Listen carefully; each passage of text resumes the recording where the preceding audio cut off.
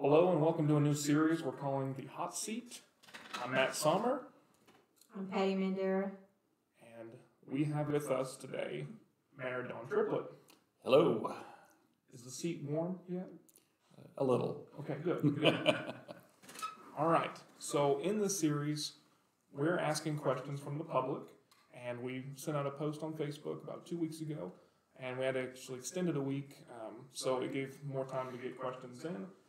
We were able to get a few questions, and we'd like to ask those now. So hold on to your chair, Don. This might get a little hotter. Okay. Patty, if you'll start it off, which question did you receive? The question I received was for the podcast info. This person stated, I live on 1st Street, in which I drive over the speed hump multiple times a day. It does not work being on the corner of 1st and Joplin. After driving over the speed hump, you have over a mile away to go as fast as you want. I do not care about the speeders, doesn't affect me. Just move the speed hump to a better place, maybe like in a school zone. Thank you. Okay, so I think there was two questions there. One is a concern about where the one on 1st Street is placed, and the other is, like, what are we doing with other speed humps? Fair? Yes. Okay.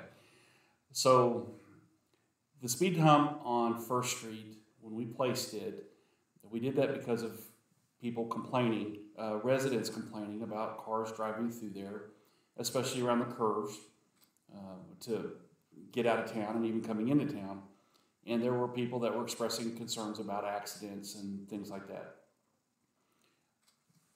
We had originally planned on putting the first portable speed table on Joplin Street, because that's where the biggest complaints were when we first made this plan.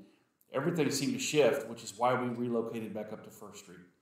We had, I think it was 3 residents in that neighborhood that wanted them there along 1st Street. And we put it in as a trial, and we immediately seemed to see some benefits out of it. Those things are a physical barrier. They're designed to force people to slow down or a pretty rough ride over it. If you go above the speed that it's rated for, it's designed to be. It's not as convenient as no speed table, but if you're driving at or slightly below the speed limit, it's not that impactful. We even did follow-up surveys afterwards, and we sought people's opinions up in that neighborhood. We did have a household that was pretty upset about it being placed up there. But the majority of people were either neutral or positive of it. And that's why we elected to leave it up there, at least for the time being. The speed table we bought it to be temporary. Unfortunately, we had to pick an alternate supplier, and so it's probably in 30 pieces or so. And we're concerned that we're not going to be able to move that thing very, very easily, which is why we've left it.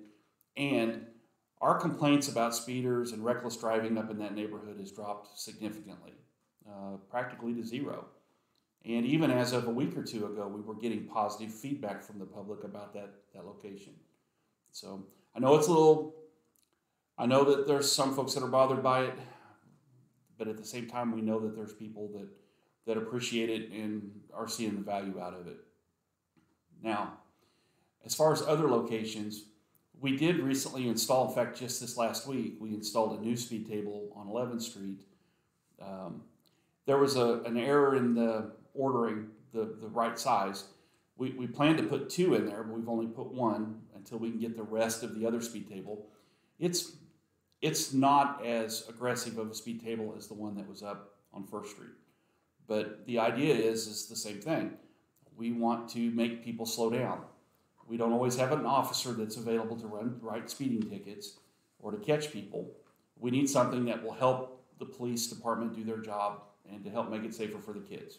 So our intent is to put a second one out on 11th Street and see how it goes with the neighborhoods, how it impacts the kids, the school.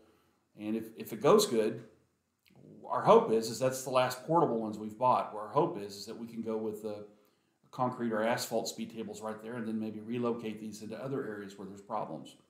So we have no intentions of it being speed tables throughout the entire city. That's not what we want. But what we do want is we want to identify areas where there's specific problems, especially when you got kids involved, and try to make it safer there. And that supports and helps law enforcement do their jobs. Okay. All right. Did I do it? I mean, does that answer it or? Okay. Yes, thank you. All right. I'll transition to the question I received, which was, will an ordinance be passed to allow side-by-sides to be driven within city limits? Yes. Yes. State law forbids side-by-sides, golf carts, UTVs, things like that, unless municipalities specifically allow them. And we have been kind of tossing and turning that for the last couple of years. We want our residents to be able to do that, period. We wanted to find reasonable laws. We did not want to make it hard on people to do that. You know, for example, there was consideration about making people do a local registration each year of their golf cart. We're not going to do that. I'm absolutely opposed to doing that. I want to make it as simple and easy as possible for people to do this. I'll be honest, we kind of avoided it for a few years because we were worried about what the state law would allow people to do. For example, it looked there for a while like state law said cities can do it, but cities cannot allow golf carts to cross a state highway. So with Business Loop 44 crossing, intersecting our city, and then 37 highway, I'll be honest, I didn't want to bring attention to the problem because, right or wrong, I didn't want to run afoul of state law, but I didn't want somebody to say, yes, you can drive your golf cart, but only in this one quarter of the city. All right. So now it looks like the state's kind of, I don't know, either we understand better or the state's changed the laws where people can cross state highways now with those. They cannot drive along them unless they're an agricultural purpose, but they can cross them now. So we actually, this last week, in fact, the police department actually introduced a proposed ordinance revision to our traffic code, which will allow those. People are going to have to be a licensed driver. You can't have an unlicensed driver driving them. That's the same as. You have to be responsible. You can't be reckless with them. And just safe operation. But we're going to try to be as minimal as possible on the regulations for that. So. Okay. And is there an expected timeline? Yeah. Yes and no, honestly.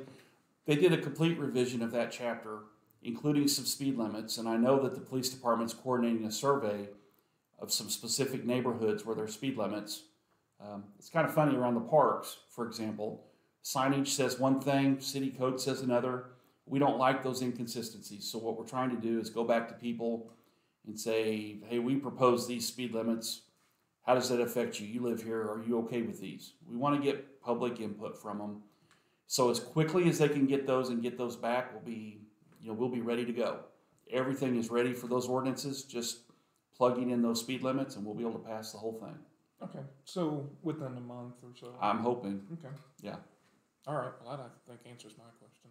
And again, the police department introduced the ordinance to the council, and the form is acceptable. We've asked the council to go ahead and approve the other things like the UTVs, golf carts, and stuff. So there won't be any debate about that. It's literally just those speed limits, and then we'll be able to pass the whole chapter and go. We ought to go quickly with that. So. All right. Well, that's all the questions we had submitted. Just two. I'm getting off easy, huh? Yeah. How warm is the seat now? Oh, it's not too hot. Well, let me ask you a question then. Okay. How do you feel about social media within the city? Oh wow. That's a loaded question. Crank the heat. Oh, well, I'll just tell you that that's a tough one. That's a real tough one. I myself don't really participate in social media. I've got a Facebook account. I did that with the kids when they wanted Facebook accounts. My wife does a much better job servicing, keeping track of the kids and everything on that. So my Facebook account has got 0 friends. I don't even have my mom or my wife on there. Okay. Social media is good in the sense that people can ask questions like this. I think the questions that you guys had came through Facebook, right? Mm-hmm. It's great for us to get information out to people. It's great to get feedback back because we really care. I personally care about getting people's input. I want to know what people are thinking, and that's why I'm here every Saturday, hoping people will come in and, we want that. I think where it gets out of hand is when there's a problem, knowing about the problem is helpful, but you get these people that will say the nastiest, vilest stuff on Facebook. We've had a couple of issues like that just this past week or the past 2 weeks, and people forget sometimes that we're all people. We all live here. We're all kind of neighbors and stuff. And there's really not a lot of evil people out in this world, okay? So if there's a problem, letting us know about the problem, letting us know how you feel about the problem is super important.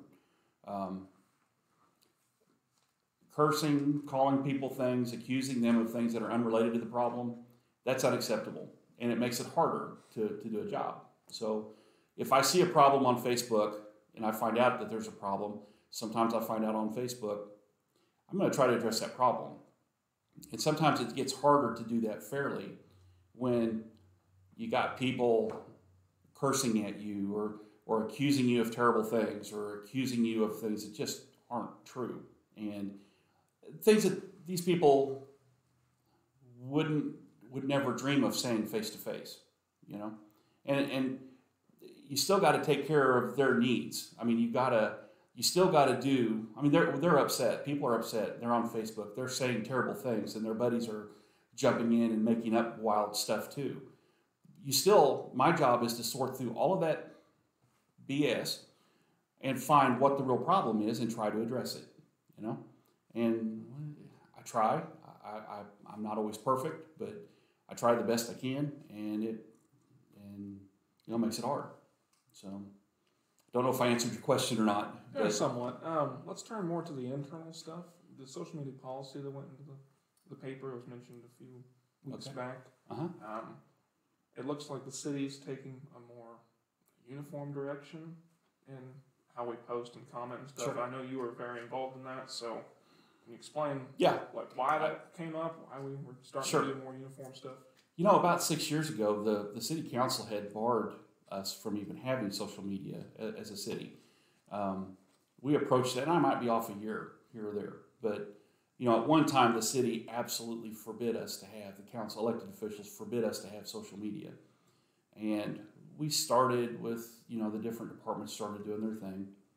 And we realized very quickly that, if a department that's tied to the city is going to do it, ultimately responsibility, if they do it badly, it ultimately reflects badly on the council, and there's even some potential liability issues.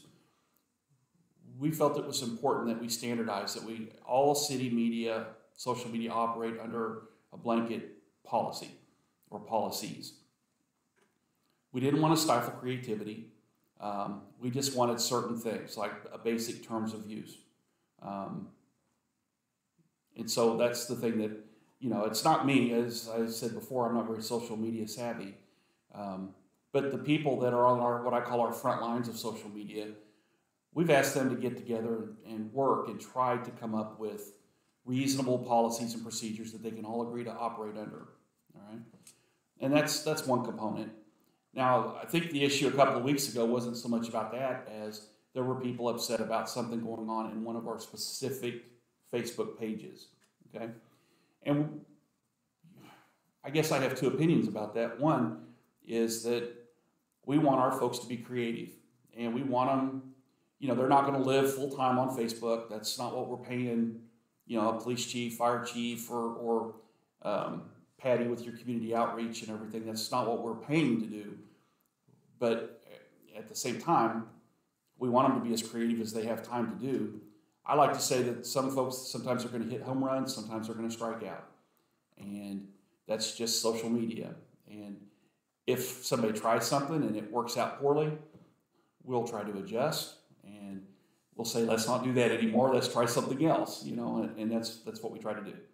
So when it comes to specific types of content, the city council, elected officials can and will insert themselves, especially if it's very controversial.